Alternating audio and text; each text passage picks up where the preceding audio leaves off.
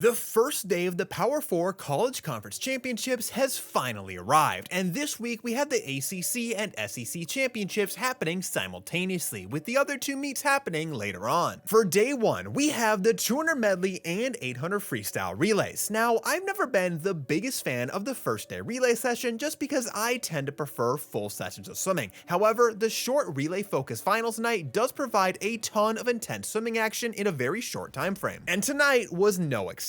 At SEC's in the 200 medley relay, the University of Texas women got things started. This is Texas's first year in the SEC, and this women's team is in the hunt for a team title, so this first race was a chance to build some momentum. And they did just that. With a time of 1:33.84, these Texas swimmers combined for a new SEC meet record, lowering Alabama's record from the 2022 meet by 1/10. The men's 200 medley relay was absolutely stacked all around. The University of Tennessee were crowned SEC champions with a blisteringly fast 120.22, crushing their old meet record of 121.43. And what's more, they were just off of the overall NCAA record of 120.15 held by Florida from last year's NCAA championships. Tennessee was almost a full second behind Florida at the halfway point, but a speedy 19:17 from Guy Carib and a blazing 17:42 from Jordan Crooks pulled them to the front of the pack. That 17:42 is incredibly fast from Crooks. It lowers his fastest ever split of 17:57 from midseason and is approaching Caleb Dressel's all-time fastest split of 17:30. Meanwhile, Florida's Julian Smith threw down the fastest ever 50 breast split with a 22:15. The previous fastest 50 breast split belonged to the 100 breast NCAA record holder Liam Bell in a 22:25. Also notable was Florida's relay team not using Josh Liendo, one of the fastest ever 50 butterflyers, making their time of 120.66 that much more impressive. Showing just how deep this event was, the Texas men were also under 121 in third with a 120.75. At last year's NCAAs, we had 3 teams under 121, and we just had that happen at SEC's. Over at the ACC Championships, the meet record in the women's 200 medley relay was very safe. Just like the SEC and the addition of Texas, the ACC also has some fresh faces with the addition of Cal and Stanford. And newcomer Stanford would take the title in the 200 medley relay as Tori Husk ripped a 20.60 to make up over half a second on Cal. Stanford finished in 1:34.04 to Cal's 1:34.34. Notably, the University of Virginia did not swim their fastest lineup in this event, presumably using those swimmers to stack other relays instead. Just like the women's race, the men's 200 medley relay was won by a new addition to the conference. This time it was Cal, winning the event with a 121.54. Back to SEC's for the 800 free relay, where the University of Tennessee women took the spotlight as they dominated this race, winning the event in a 6:49.83. This relay was just solid all around, with a 143 low, 2 142s, and a 141 low from Camille Spink. The fastest split of the field came from Florida sophomore Bella Sims with a blisteringly fast 139.55. Last year, she was on leadoff duty with a 140.90. Even taking her very fast relay reactions into account, that is still a very big performance bump from Sims. Just like the 200 medley, the SEC men's 800 free relay was stupid fast. Here, it was the Florida Gators that got the win in the final event of the night. They swam their way to a staggering 6:02.50 within a quarter of a second of Cal's NCAA record of 6:02.26. Florida, Texas, and Georgia were all under both the SEC meet record and the overall SEC record. Florida opted to use Josh Liendo here instead of the 200 medley relay, and he fired off a speedy 130.19. But that wasn't the fastest split from Florida, as Julian Smith, fresh off of his fastest ever 50 breast split in the 200 medley relay, fired off a 129.67. That is some seriously impressive range from Smith, who is having just an incredible season this year. But Smith was actually not the fastest split in the field. That honor goes to UGA's Tomas Koski, who was a hair faster in a 129.64. At the ACC Championships, UVA stacked their 800 free relay, with the Walsh sisters Amy Caney and Claire Curzon, aiming to take down Stanford's NCAA record in this event that has managed to remain unbroken since 2017. And they did. did it, swimming a 6:44.13 to smash the long-standing NCAA record of 6:45.91. Gretchen Walsh was on leadoff duty and nearly made it 2 NCAA records for UVA. Her 1:39.34 is the second fastest 200 freestyle in history and was just off of Missy Franklin's legendary NCAA record of 1:39.10. Behind Gretchen, Alex was a 1:41.87, Kani a 1:42.03,